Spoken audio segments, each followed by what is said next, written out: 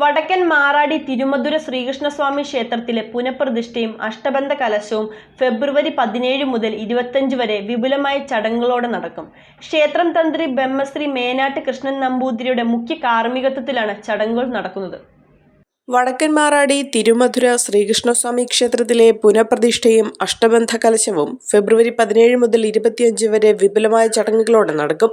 ക്ഷേത്രം തന്ത്രി ബ്രഹ്മശ്രീ മേനാട്ട് കൃഷ്ണൻ നമ്പൂതിരിയുടെ മുഖ്യ കാർമ്മികത്വത്തിലാണ് ചടങ്ങുകൾ നടക്കുന്നത്.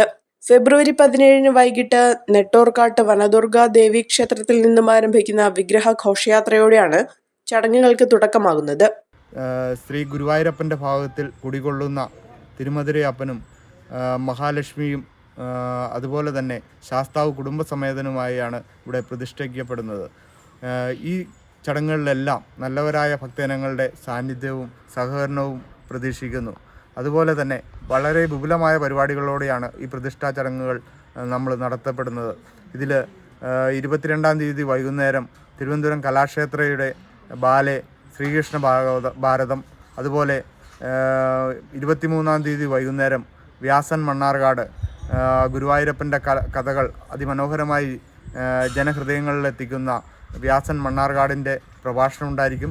24-ാം തീയതി വൈകുന്നേരം കേരളം ഉറ്റുനോക്കുന്ന അല്ലെങ്കിൽ ഓരോ കേരളീയനും നെഞ്ചോട് ചേർത്ത ഭക്തിസാന്ദ്രമായ നന്ദഗോവിന്ദം ഭജൻസിൻ്റെ സാന്ദ്രാനന്ദാലയം വൈകുന്നേരം 8 മണിക്കുണ്ടായിരിക്കും. അതുപോലെ 25-ാം തീയതി ഭഗവാന്റെ ചൈതന്യം ഭക്തരിലേക്ക് എത്തിക്കുന്ന അതിവിപുലമായ ചടങ്ങുകൾ, അതായത് 22-ാം തീയതി അടച്ച നട 25-ാം തീയതി രാവിലെ 4-ാം കലശത്തോടുകൂടി തന്ത്രി തുറക്കുമ്പോൾ ഭഗവാന്റെ ചൈതന്യം ഭക്തരിലേക്ക് എത്തിച്ചേരുന്നതാണ്.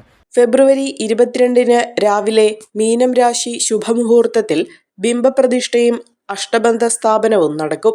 തിരുവിതാംകൂർ ദേവസ്വം ബോർഡിൻ്റെ മൂവാറ്റുപുഴ വടക്കൻ മാറാടി തിരുമധുര ശ്രീകൃഷ്ണസ്വാമി ക്ഷേത്രത്തിലെ പുനഃപ്രതിഷ്ഠയും അഷ്ടബന്ധ കലശവും ഫെബ്രുവരി 17 മുതൽ 25 വരെ ക്ഷേത്രം തന്ത്രി ബ്രഹ്മശ്രീ മേനാട്ട് കൃഷ്ണൻ നമ്പൂതിരിയുടെ മുഖ്യ കാർമ്മികത്വത്തിൽ നടത്തപ്പെടുകയാണ്.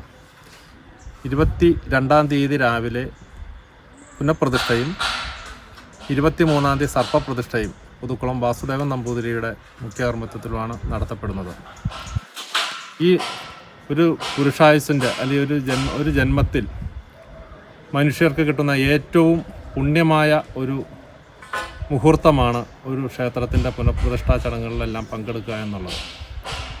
ഭഗവാന്റെ ചൈതന്യം നമ്മളിലേക്ക് എത്തിച്ചേരുന്നതിന് വേണ്ടി എല്ലാ അനുഗ്രഹവും ഈ നാടിനും നാട്ടുകാർക്കും ഭക്തർക്കും എല്ലാം കിട്ടുന്നതിന് വേണ്ടി ഈ ചടങ്ങുകളിൽ ആദ്യ അവസാനം എല്ലാ ഭക്തജനങ്ങളും പങ്കെടുക്കണമെന്ന് വിനയപൂർവ്വം അപേക്ഷിക്കുന്നു.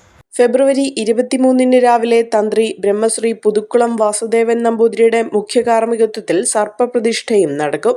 അന്നേ ദിവസം വൈകിട്ട് സർപ്പബലിയും ഉണ്ടായിരിക്കും. 24-ാം തീയതി വൈകിട്ട് 8 മണിക്ക് നന്ദഗോവിന്ദം ഭജൻസിന്റെ ഭജനയും ഉണ്ടായിരിക്കും.